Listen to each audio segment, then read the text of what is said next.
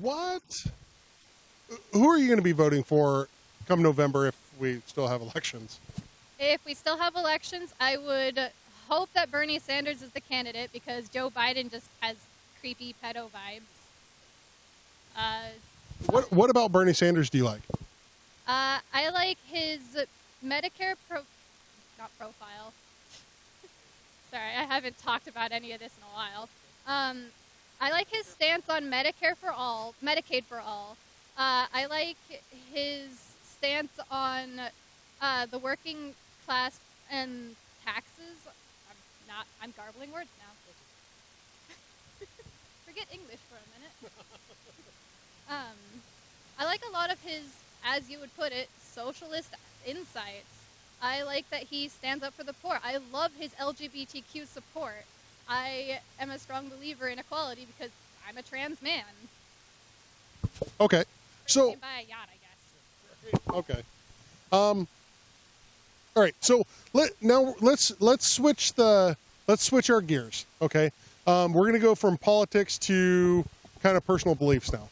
So now you said you were a trans male, right? So by no means is this next thing going to be rude or anything like that.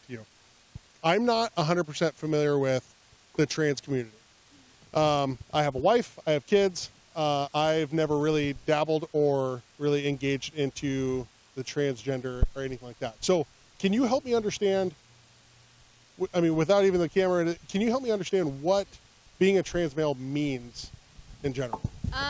So growing up, I have questioned myself the entirety of growing up. I never felt comfortable doing a lot of feminine things.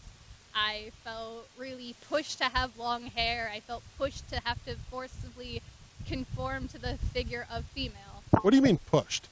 My father, my biological waste, he was like, oh, but my daughter has such lovely long hair. I get compliments on it all the time.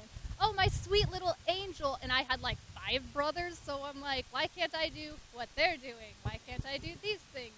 And like, yeah, I did have female friends, and I tried to get into like feminine things, but I was just like, this doesn't feel right. This doesn't feel, no, it's gross and icky, and I don't like it. Okay. So then, it's not the same for everyone, like at all. That's just my experience. So but you're talking about maybe not being as feminine as you feel, but from my understanding, like the transgender means that you are wanting versus a girl. Is that correct? Yes. So the real thing is being trans doesn't just have to be gender dysphoria, which is that disassociation with that gender that you were assigned at birth. So though I personally am like, nah, when it comes to being identified as feminine or female, the real thing that makes me feel like I understand what it means to be trans for myself is that when people call me my name, Jacob, when my mom is like, oh, that's my son, when my husband is like, oh yeah, that's my husband, I'm just like, that's me, that is me, I am that person, you are correct. And then when people are like, ma'am or miss, I'm just like, who, where, why, that person? Oh, you're talking to me? No, gosh, no. Okay, so you were born a female, correct? Correct. Okay, so if somebody is to address you by ma'am or her, are they criticized because they are addressing you as your biological? So the thing that is okay with me personally is that I understand that I currently have a more feminine voice. I haven't started testosterone yet. So I realize that I look more feminine, I still sound feminine, and so if you don't know me and you just met me and you're just like, hey ma'am, I'm just like, yeah, okay, I get where you're coming from, but also no. I'm not mad at you, I'm just mad at the fact that that is your instinct and it's not accurate, but I can't be mad at you personally because you just did not know. Like, if you saw anyone, you were just like, oh, automatically I think that that's what this is. and then the person like turns around and they've got like a big old beard and mustache, and you're just like, oh, I was wrong. Like, it's one of those moments where it's just like, oh, you didn't know. It's like, let me give you some information. And then after that point, after they've been informed, and they're just like, ma'am, her, she, and I'm just like, okay, I told you what my gender is. Now I'm kind of angry because you're clearly doing that on purpose. Sure. Okay, so I know there's a lot of people out there that think to themselves, like, I know you want to be a male, and I know you want to be called he, but you're not biologically. So how do you bridge that gap? YY or whatever chromosomes. You don't know it for a fact. You haven't seen what's in my pants. So I mean, you don't know. Right. So yeah, I guess it would just be from you saying that you were born a female. So that would be the only way that because I don't know, Yeah. obviously. So then how do you bridge that gap between people that are in the mindsets of, well, no, I don't want to call her a male because she wasn't born a male. So why do I have to call her a male when she's not? You know what I mean? Like, how do you bridge that gap for that? A lot of the time, it's kind of something where I have to pause and think, like, is this worth arguing? Am I going off of my emotions based on this, or am I reacting rationally to this? Because if I just react immediately out of emotions, I might lash out at someone. I might be like, I told you repeatedly this, and that's just not fair to them. Like, it's just, if you always react with anger and hate, you're never going to teach anyone anything. I mean, if you swat a dog in the face, it's not going to just be like, yes, I'll never do that again. It takes time, it takes patience, it takes understanding. So I just like to ask people, like, so, okay, when was your moment where you realized you're male? When did you realize you were born male and you actually identify as male?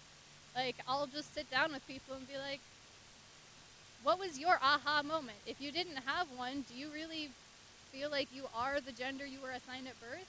Do you really identify with those things? And if not, like, have you ever stopped and questioned your gender? So you're saying that when a baby is born with a penis or a vagina, it is... Intersex people who are born with both or a mixture of the two, that just either one doesn't work, maybe both of them work. Some people are born with testosterone but have vaginas. Some people are born the reverse. Okay, so then would it be even more so of having the internal organs of a female versus internal organs of a male versus the cosmetic? If you take a slice of DNA and you put it under a microscope and a scientist was like, hey, these are actually male, obviously. It's got XY. Then would that change your mind if you saw me as I am? Would you instantaneously be like, oh, the scientist said so? That would be a good point. I mean, I guess it would be, depending on your genetic makeup, would determine if you're a male or female.